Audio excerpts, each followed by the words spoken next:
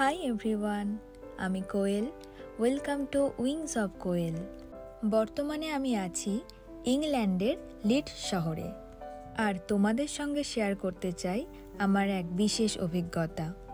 চলো যেতে যেতে বলি সেই অভিজ্ঞতার কথা।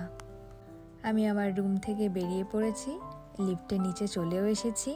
প্রায় 10 মিনিট মতো হেঁটে যেতে হবে এখন। জানো তো, এখানকার আবহাওয়ার জন্য হাঁটতে একটুও কষ্ট হয় না, বরং চারপাশে সবুজ সুন্দর রাস্তা আর খোলা আকাশ দেখতে দেখতে কখন মাইলের পর মাইল হেঁটে ফেলি বুঝতেও পারি না। হাঁটার এই আনন্দটাই আমাকে ভীষণ টানে।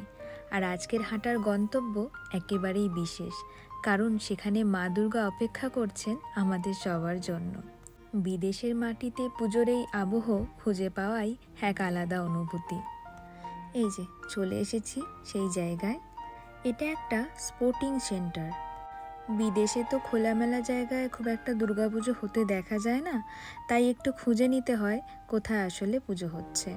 চারপাশটা দেখতে এত সুন্দর লাগছে, নীল আকাশের বুকে সাদা সাদা মেঘ ভেসে বেড়াচ্ছে।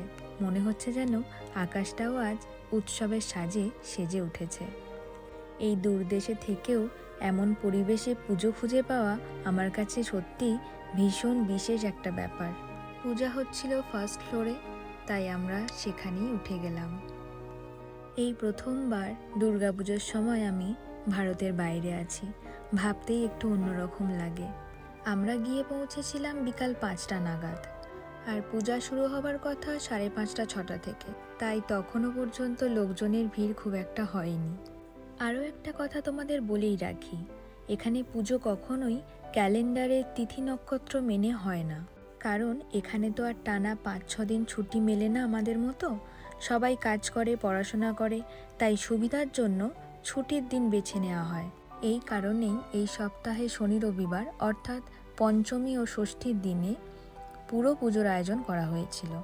সপ্তমী থেকে দশমী সব রীতি মেনে করা হয়েছে, তবে একেবারে কম সময়ের মধ্যে গুটিয়ে নিতে হয়েছে সব কিছু। এই যে দেখতে পাচ্ছ এখানে হোম হচ্ছে, দেখে সত্যিই ভালো লাগলো। কয়েকজন মহিলা নিজেরাই সব আয়োজন সামলাচ্ছেন। পুজো কর্তৃপক্ষের পক্ষ থেকেও একটা বিশেষ উদ্যোগ ছিল, সবার হাতে দেয়া হচ্ছিল একটি করে ক্যালেন্ডার। মা দুর্গার পুজো মানেই ভোগ ছাড়া তা সম্পূর্ণ হয় না। এখানেও সকলে মিলে নিজেদের মতো করে ভোগের আয়োজন করেছেন। এই স্পোর্টস সেন্টারের ভেতরে এত সুন্দরভাবে সাজানো হয়েছে প্রতিমা, যেন মনে হচ্ছিল আমি আমার পাড়ার পুজোর প্যান্ডেলের সামনেই দাঁড়িয়ে আছি। সকলের আন্তরিকতা আর নিষ্ঠা ছাড়া এটা সম্ভব নয়। এখানে একটা ডোনেশন পয়েন্টও ছিল, কেউ চাইলে নিজের সাধ্যমতো কিছু টাকা তারা দান করতে পারে। অনেক জায়গায় শুনেছি দুর্গাপুজোতে টিকিট সিস্টেম থাকে, কিন্তু এখানে তা একেবারেই জোর করা হয় না। ইচ্ছা হলে দান করতে পারো, না চাইলে শুধু দর্শনই করতে পারো। 108টি প্রদীপ জ্বালানোর সময় এই দাদা সকলকে বুঝিয়ে বললেন প্রত্যেকে একজন একজন করে এসে একটি করে প্রদীপ জ্বালাবে।